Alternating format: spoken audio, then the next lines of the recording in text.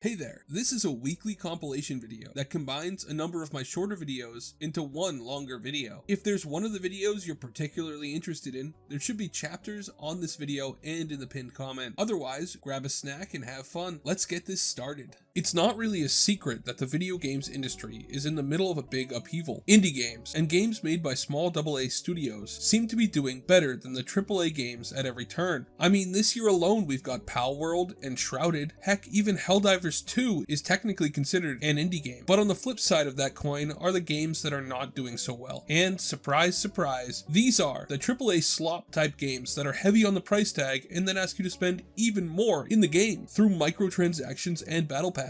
I consider the worst of these to come out this year so far to be the new Suicide Squad Kill the Justice League game. And its failure has not only been spectacular, but has the industry sweating, with the CFO of Warner Bros. Discovery now commenting on it. So today, let's talk about that. The Suicide Squad game was one that a lot of people were actually excited for. After all, it came from Rocksteady Studios, who've made some of the best superhero games in the genre, the Batman Arkham games, Asylum, City and Night. Now, of course, none of those games were designed to be the same type of live service game that Suicide Squad was, but you'd think their reputation alone might help them overcome people's disdain for live service games. Unfortunately for Rocksteady, it didn't. Live service games are a type of game that studios make thinking they can keep them afloat for years, just adding new content over time in the form of DLCs, microtransactions, or battle passes. They're usually a big upfront cost to the studio in time and money to get started, but a successful live service game can go on for years with relatively little effort compared to making a whole new game. That's what Rocksteady wanted. Too bad for them that gamers overwhelmingly hate those kinds of money grab games. And you can see it in the player count. At the time of recording, there were 460 players playing the game. 946 people had played it in the last 24 hours, and the all-time peak player count is sitting at 13,459 according to SteamDB, which is absolutely abysmal. Like, to put that in perspective, at the time I'm recording this, the original Slime Rancher game, a now outdated because there's a sequel, indie game from 2017 about catching and breeding little slime guys, has both more concurrent players and a higher 24-hour peak according to SteamDB. Suicide Squad is supposed to be a massively popular IP. The name alone should be able to get at least some people to play the game, right? I mean, at least that's what Rocksteady Studios must have thought, and yet it is currently losing to a slime ranching game in player count. This is obviously a massive loss for Rocksteady and for Warner Bros. Discovery, who own the game studio. The absolute failure of the game is such an unexpected and honestly embarrassing thing to happen that now even the CFO, Gunnar Weidenfels, had to comment on it. He was asked about the game and its current state during a financial call, and he said, "This year, Suicide Squad, one of our key video game releases in 2024, has fallen short of our expectations since its release earlier in the quarter, setting our games business up for a tough year-over-year comp in Q1. Now, isn't that the understatement of the year? When you consider that last year they made the highest selling game of the year, Hogwarts Legacy, I'd say that this hasn't set them up for a very good year at all. But it's important that someone as high up as the Warner Bros. Discovery CFO commented on this. It means that the failure was so spectacular that even the highest level employees, people who probably usually don't pay too close attention to the gaming sector, now are. Because let's be honest, these types of bigwig executive types aren't exactly the people who are going home to play Toontown on their weekends. And I think that this might mean that they will end up having to take a closer look at what happened. Now, what I hope they find is that the game failed because no one wants a live service game. I hope that they realize that the model is dead and that they stop or shift any projects they already have making more live service games. Because in the industry as a whole, there are a lot of them set to come out in the next year or two. But I'm not sure if that will be the outcome. Too often, we just see companies write something off as a loss and learn nothing. Surely it'll work out next time. And don't get me wrong, I like Helldivers 2, but I think that its success might give some reassurance to industry people that the Suicide Squad game's failure was just a fluke, even if Helldivers 2 does live service in a better way than most companies. I mean, there are a lot of other things they can say caused the failure of Suicide Squad 2 that had nothing to do with it being live service. Right after launch, they had to take the whole game down because there was a game-breaking bug that instantly completed the main story for people who started to play the game. Now launching a game and then taking it away for a little bit is a really easy way to kill a game's hype, not to mention make the studio look incompetent. Who's gonna play a game that has a day one game-breaking bug so bad that the studio literally had to take it down? I really wish we could see some refund numbers from that moment. Then of course, the negative press came out, and the gameplay was just really not great according to the the reviewers. So the hype was killed. Considering they were trying to sell the game for $69.99, it's not hard to see why it didn't take off. All of the recently successful games have launched with cheaper prices, around $30 to $40. So I think the price is hurting them more than anything, to be honest. But time will tell. Hopefully with a failure this high profile, we will see some big industry changes. But I guess the real question is, do you think it'll happen? Or have the AAA developers gotten too deep in their own greed and they can't change course now, for better or worse? Let me know in the comments. It really helps with the video. Like and subscribe if you haven't already. Thanks. Have a great day and God bless you.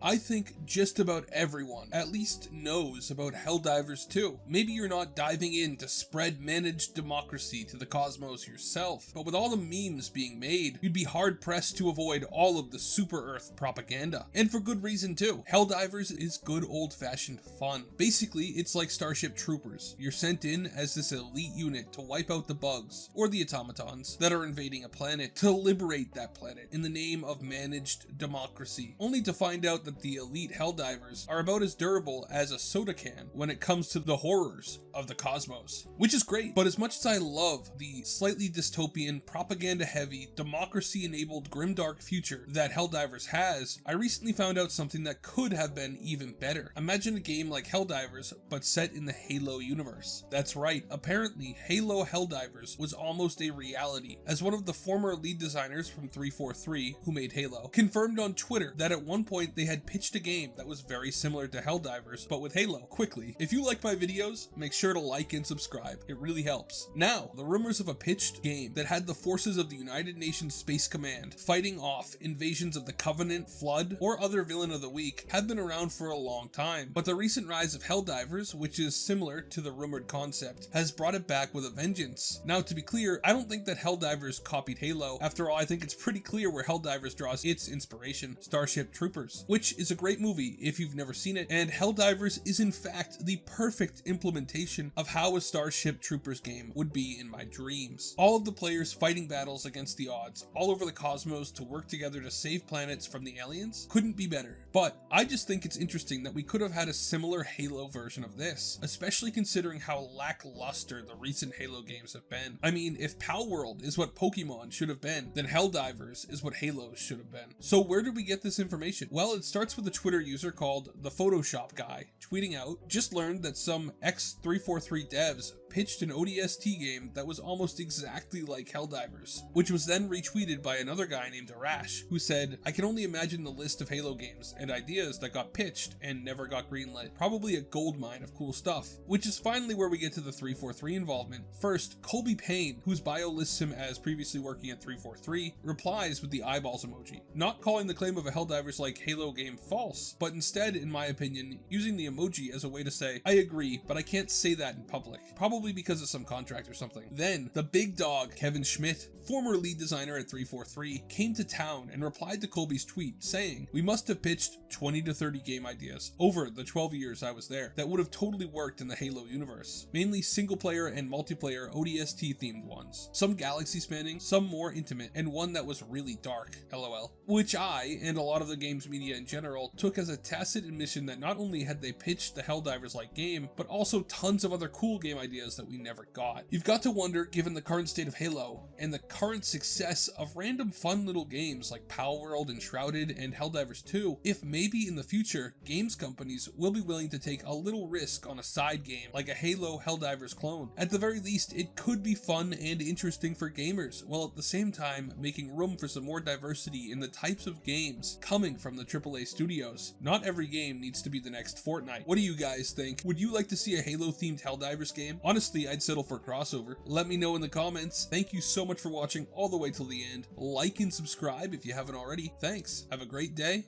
and God bless you.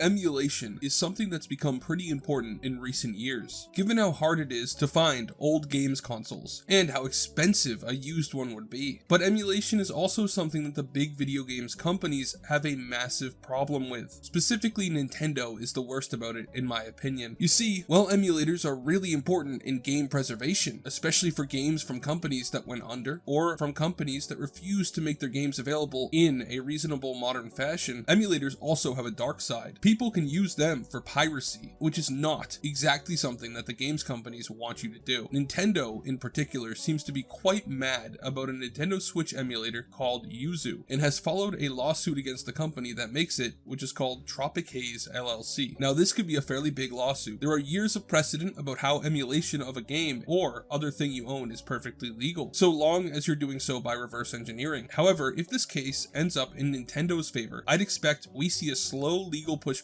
on where the line is, since the video game hardware companies have massive financial incentives to try and make the law as friendly as possible to them. The specific problem for the Yuzu emulator isn't really related to the base emulation ability of the software, but basically, Switch games are all encrypted. You can't decrypt them to get them to play if you don't have the specific decryption keys from Nintendo, which are included on the physical Nintendo Switches. Now, you can reverse engineer pretty much any piece of hardware you want, but unless you've got a quantum computer or are willing to wait till the end of the universe, your odds of reverse engineering the actual decryption keys are basically zero. So it seems like Nintendo is arguing that because the Yuzu emulator uses these keys in order to decrypt the games when running them, it's illegal, since there's no way they could legally get those keys. Quickly, take a second to like and subscribe if you enjoyed the video. Thanks. Now, Yuzu doesn't provide the decryption keys. Instead, they had a guide on how to get them from your own Nintendo Switch to use with the software. Now, whether or not it's legal to actually do that yourself is kind of a gray area, I think. Granted, I'm not a lawyer, so take this with a grain of salt, but it's possible that it is legal to get them from a Switch that you own, since it's a piece of hardware that you own, and we do have federal laws that allow for the repair and alteration of hardware devices that you own. And it's also possible that it's illegal, since you have to hack the Switch to get the code, which Nintendo might argue breaks some obscure copyright law, since you could do it in order to circumvent piracy protections. And there is established law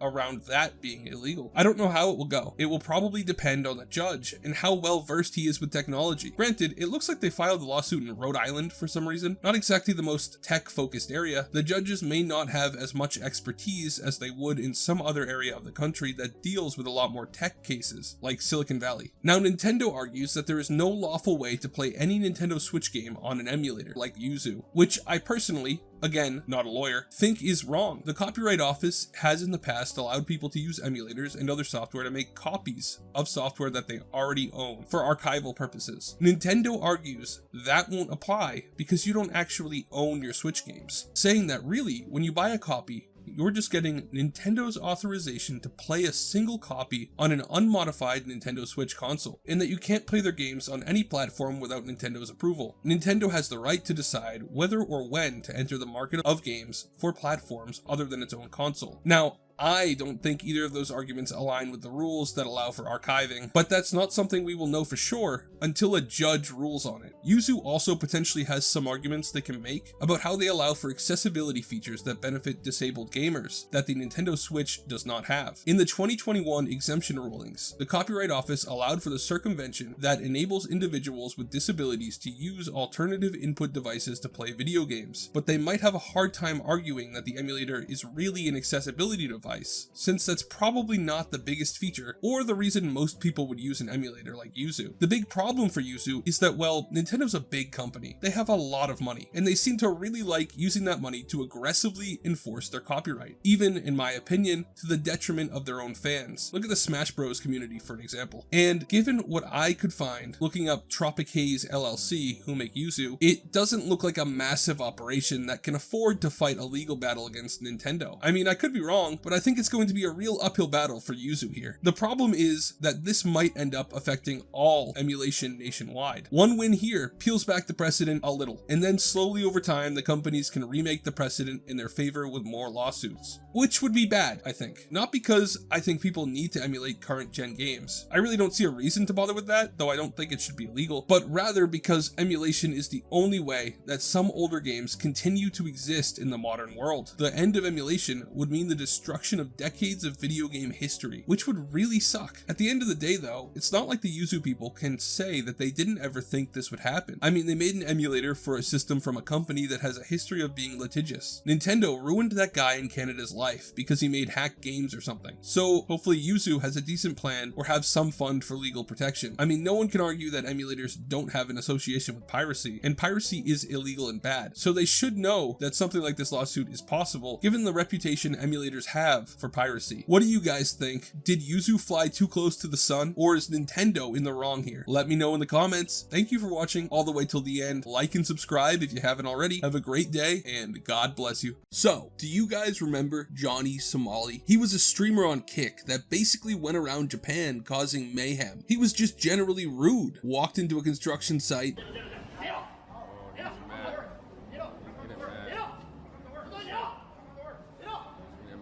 live streamed in restaurants with loud stream alerts playing, disrupting the business, and even got into like street altercations with people who weren't happy with the way he was treating Japanese culture. Hop in Discord right now, hop in Discord. Last time we talked about Johnny, he was facing years in Japanese prison for his antics, specifically for the trespassing on that construction site. I think about 90% of the comments on that video were people saying that he deserves to go to prison for a long time because of how awful, disrespectful, and arrogant he was. But Johnny got the trespassing charges dropped and managed to get away with only a 200,000 yen fine, which sounds like a lot, but is about $1,400. Not exactly a massive punishment. Granted, he did get held in jail for over a month while all of this was going on, so it's not like he got off scot-free. I was content to let the story rest since he didn't get any jail time. But if you've ever known anyone like Johnny Somali, you know they can't help but keep digging their hole deeper. And he did. On a fellow streamer's Kick channel, Johnny apparently said that he lied to the Japanese court. That's right, this guy just can't help himself. He appeared on a Kick streamer called 2TrailK's stream, where he went on to talk about his experiences. The VOD was taken down from Kick, but luckily not before people saw it, so we know what he said. Basically, he started off by saying that he confessed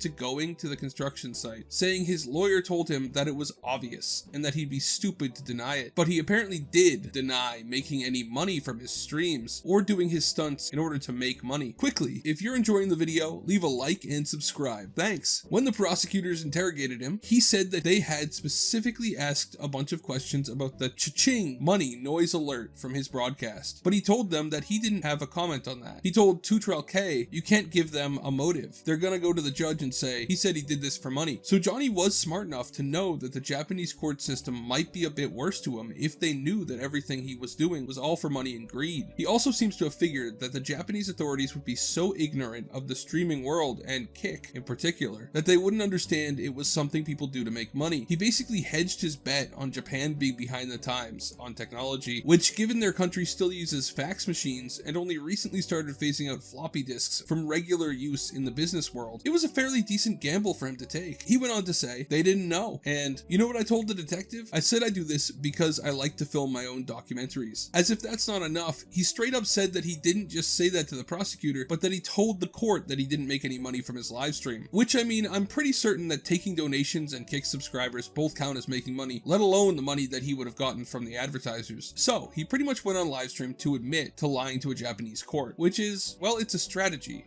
I guess. Now, I'm not sure where he went after he got out of the custody of Japanese authorities, but I'm guessing that he's not in Japan anymore, so he decided to go mask off. It's not like Japan will extradite him for it, so I mean, I guess well played on his part. Now, I think that what he did was pretty wrong. Lying to a court is generally not something that a good person would do, but what did anyone expect given his previous behavior? If anything, the worst part about this is that he doesn't seem to have learned his lesson. You'd think being arrested and forced to go through the court system in a country known for its harsh treatment of prisoners would be enough to scare anyone straight, but I guess Johnny's just built different. I mean, I'm sure, given the articles written about his submission, that the court might end up hearing about this. He did make an enemy of a lot of the Japanese people by being so disrespectful. But like I said before, I doubt anything will happen to him as long as he's left Japan already. Crazy that he went in to face charges in a country with such a high conviction rate, managed to dupe the court, and got out without learning his lesson though. I'm sure that in the future, if some other streamer is arrested for something similar, they might face a bit higher scrutiny